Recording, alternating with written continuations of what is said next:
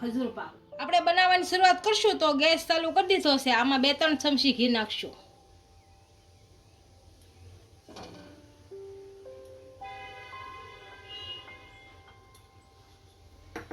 આ ઘી ગરમ થવા દેશું થોડું. આપણું ઘી સારી રીતના ગરમ થઈ ગયું છે. આની અંદર બદામ નાખશું. બદામને સારી શેકી લઈશું.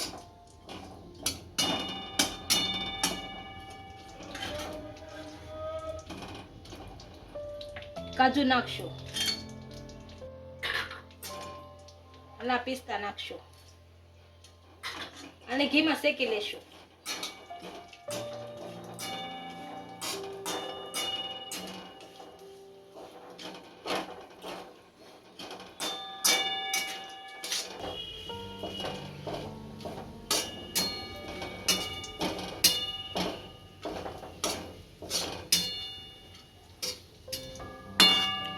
આ ત્રણેય વસ્તુ સારી રીતના શેકાઈ ગઈ છે. આને કાઢી લઈએ.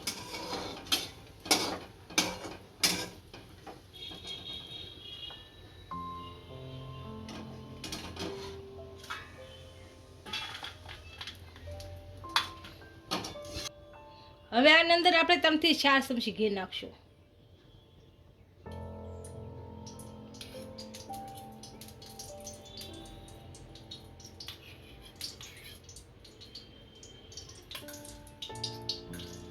ઘીને ગરમ થવા દેશું.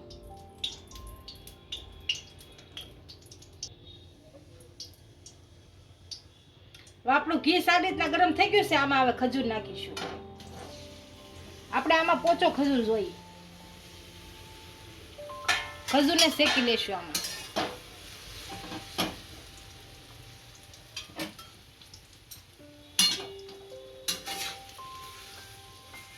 હાવ પોસો પડી જાય ત્યાં સુધી શેકશું.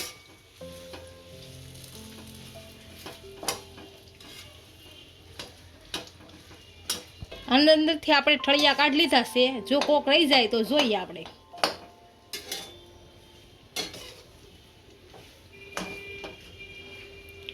હજી ખજૂર ગરમ થતા વાર લાગશે થોડી.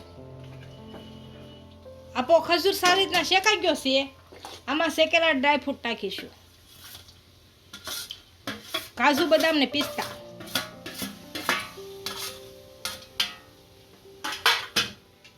આમાં ટોપરું નાખીશું.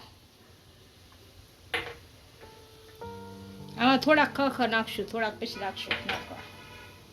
અને હલાઈ નાખશું.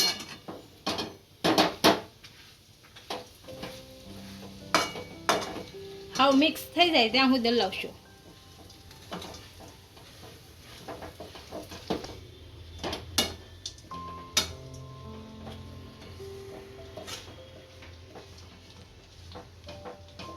આપણા ડ્રાયફ્રૂટ ભળી ગયા છે. ગેસ બંધ કરી અને નીચે ઉતારી લઈએ. ખજૂરને આપણે નીચે ઉતારી લીધો છે. હવે એક થાળમાં ઘી લગાડી દઈશું.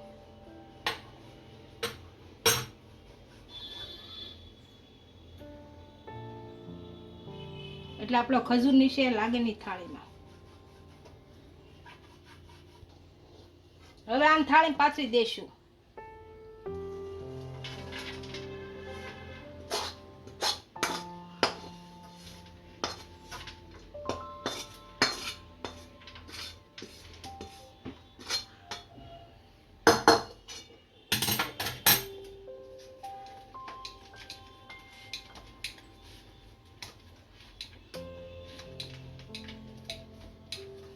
આપણો ખજૂર પાક પાથરી લીધો છે. અને આમાં બટકા પાડી લઈશું.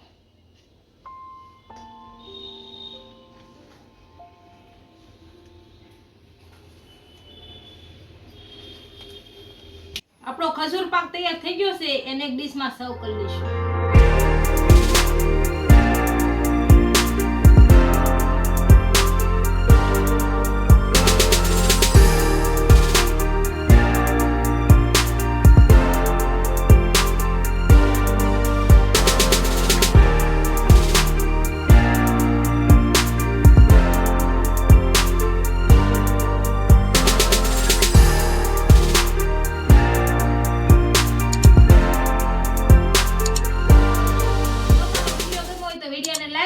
ઇન્સ્ટાગ્રામ અને ફેસબુક પર ફોલો કરી દેજો. મળીએ નવા વિડીયો સાથે. છે.